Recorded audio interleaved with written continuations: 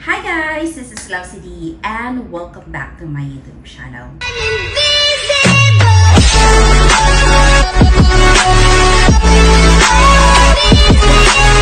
Alright, so kumusta na kayo? Happy New Year! Happy 2025! Sana naging maayos ang inyong celebration ng Pasko at New Year. Ang bilis lang ng panahon. It's been a while. So today, another product review tayo. Ito talaga yung, kung kayo ay mahilig sa mga hand cream, hand balm. So ito yung pinaka-recommended kong gagamitin. Kasi first and foremost, ang tagal niyang naubos. Second, yung efficacy ng product is super ganda. And hindi ko siya gagawa ng review kung hindi ko siya nagustuhan. For sure. So, without further ado, yung product na sinasabi ko is this. O, diba? Ubus na. Ubus na siya. It's L'Occitane. It's L'Occitane Intensive Hand Balm. Okay. So, binili ko siya. I remember papunta ako ng Bangkok. That was September of 2023. Ano na ngayon? It's January 2025 at ngayon ko pa lang siya naubos. Ganun siya katagal. Kasi ang paggamit nito is ganito lang. Pea-size lang talaga. Ayan, wala na. Wala na talaga. Ganyan lang. Ganyan lang siya. Ganyan lang. Tapos, lagay mo na dito. And then, it covered everything. Ang ganda nito sa skin. Hindi naman sa pagmamayabang, pero sorry, forget about my nails. Pero ang ganda nito, nakakatanggal ng wrinkles. Kasi 'di ba, especially if you are like me, yung 40s na, nagsa-start na talaga yung mga kulubot natin. This is the reality of life. So ako kasi, mahilig ako sa hand cream. Mahilig talaga ako. Every time na nababasa yung kamay ko, after nun, parang hindi kompleto yung araw ko pag wala akong nalalagay na hand cream sa kamay ko. Itong L'Occitane na ito is, unscented. Kasi ayoko ng masyadong mabango. Feeling ko parang nakakaitim siya. But for me, etong unscented na to, sobrang ganda sa kamay. Nakakatanggal ng wrinkles. Ang lambot pati. And to think, kung kayo yung parang hands-on sa bahay.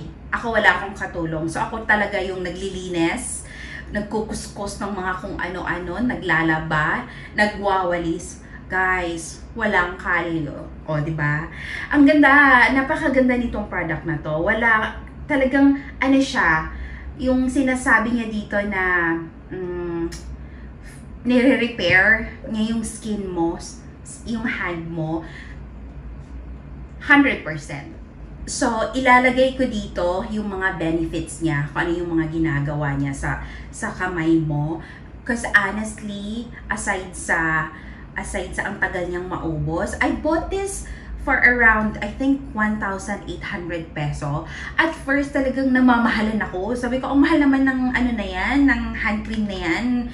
Bakit ganun kamahal? 1,800, sabi ko. And then, ngayon ko lang siya napatunayan na worth the money pala, worth the buy. Kasi nga, September ko siya binili ng 2023, naubos siya ng January of 2025. O, diba? It's more than a year. Parang, a year and 4 months, if I'm not mistaken. Kung i-calculate mo siya, 1,800 divided by how many days? Almost like 480 days. So, nasa 3 pesos ang per gamit mo nito. So, parang pea-size lang siya, naka-cover niya lahat yung skin mo. I mean, yung kamay mo.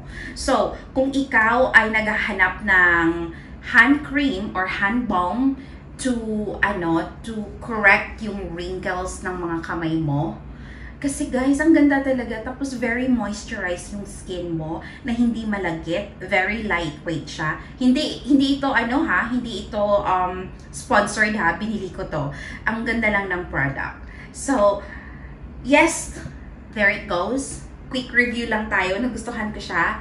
Kasi bibili ako ulit nito. Gusto kong i-maintain siya kasi ang ganda niya sa kamay. So, if you are looking for a very good hand cream na mura, in a sense na matagal mo siyang maubos, go, buy it, find a very near L'Occitane store go grab one. Ito yung picture niya. Kasi marami siyang klase. So, ito yung intensive hand balm. Ang ganda talaga, guys. Nakakaano siya ng mga calluses, mga callos sa kamay. Hindi halatang matrabaho ka pagdating sa bahay. Ang ganda niya. Nagustuhan ko siya. So, grab yours and I hope may natutunan kayo sa review na ito. Again, this is Love CZ. Thank you so much for watching. Bye!